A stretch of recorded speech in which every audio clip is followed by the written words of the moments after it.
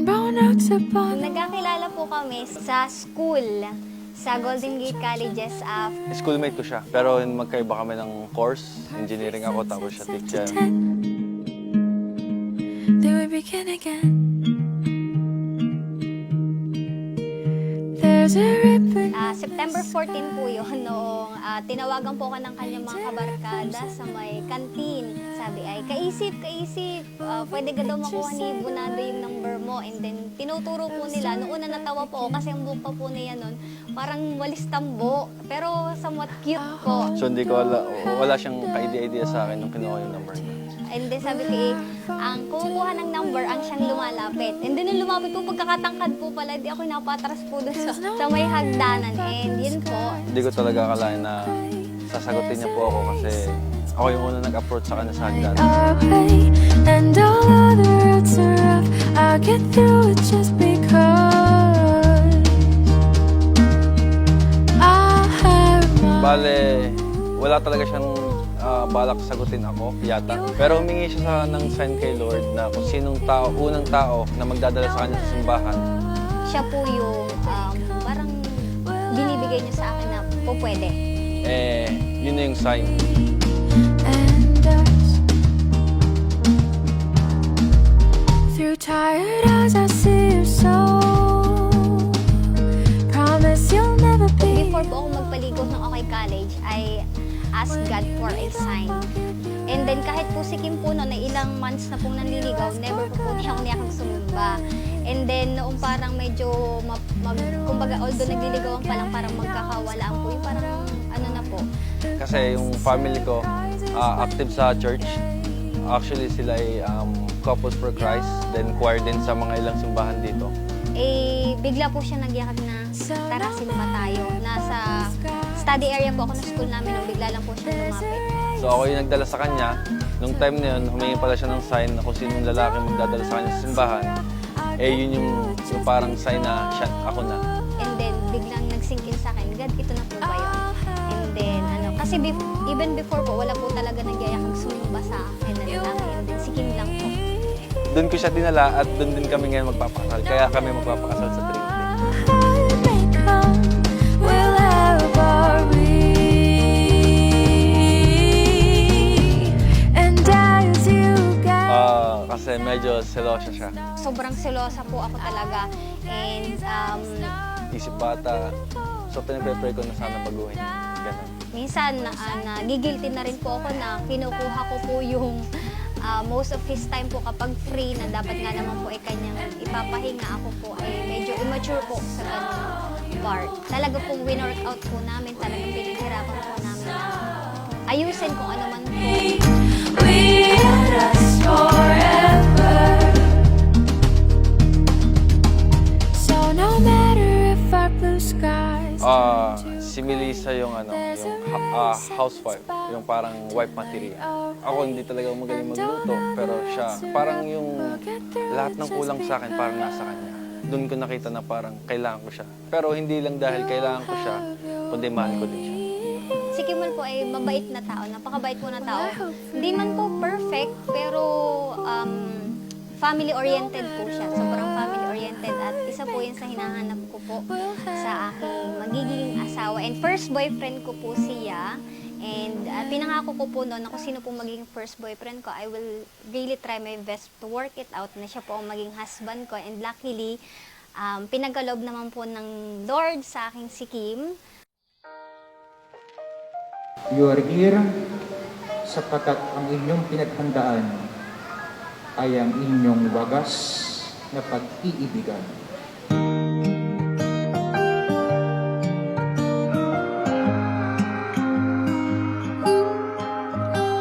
Sa araw-araw, tanging ikaw ang palagi kong hinangat.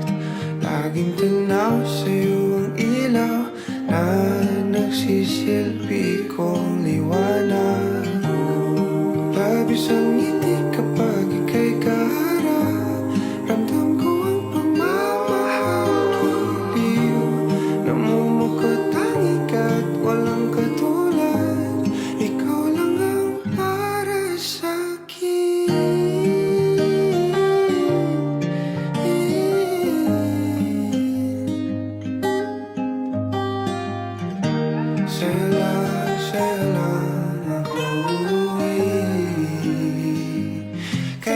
dear husband, lubos akong nagpapasalamat sa lahat ng suportang binigay mo sa akin, sa lahat ng pagmamahal.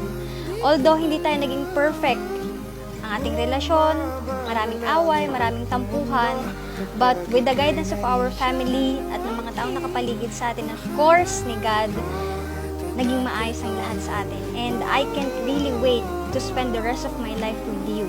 Gusto ko lang malaman mo na mahal na mahal na mahal kita. Susuportahan kita sa lahat ng gusto mong mangyari sa buhay. Although hindi ako magiging perfect wife, but I will do my very best para maging happy ang ating pagsasama. I love you and see you mamaya. Melissa, bukal pa sa iyong loob ang iyong pagparito upang makaisang dibdib si Kimber na iyong pakamamahalin at paglilingkuran habang buhay. Opo, Father. Mabalot sa aking nilalamig na damdamin. Tayong dalawa'y pinatagpo ng tamang pagkakataon. First of all, gusto kong pasalamatan si God dahil pinagtagpo niya kami at ginabayan sa loob ng 6 years. 6 years po kami nagsasama. And then siguro ang gusto ko lang sabihin sa kanya na mahal ko siya at hindi yun mauuna. Hindi naman po yung perfectong tao or lalaki, pero mapapangako ko sa kanya na I'll be always by your side through ups and downs. And I vow to always be faithful and always be your best friend, husband, mahal, daddy, no matter what the future might bring. I love you. Kimber, bukal pa sa iyong loob ang iyong pagparito upang makaisang dibdib si Melissa na iyong pakamamahalin at paglilingkuran habang buhay. Opo, Father. Pinapawi lahat ng iyong mga ngiti. Negatibo na nakadikit sa aking labi. Kulay ng iyong ngiti ang aking kiliti. Katotohanan na hindi ka maitatanggi. Mahal kita, walang iba. Kaya naman dito ka sa piling ko. Dito ka lang, dito ka lang. Bumabagal ang mundo kapag ika'y nariyan mo aking tahanan. Dito ka lang,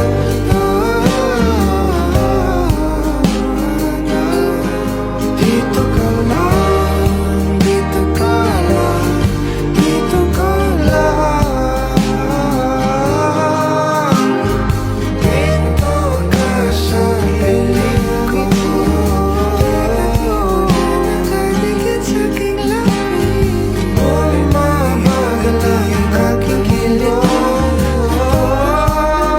Hindi ko maitatanggi.